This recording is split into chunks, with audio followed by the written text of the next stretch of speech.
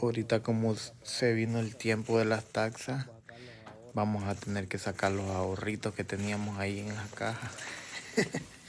Puras monedas. Ahí las tenemos hasta clasificadas.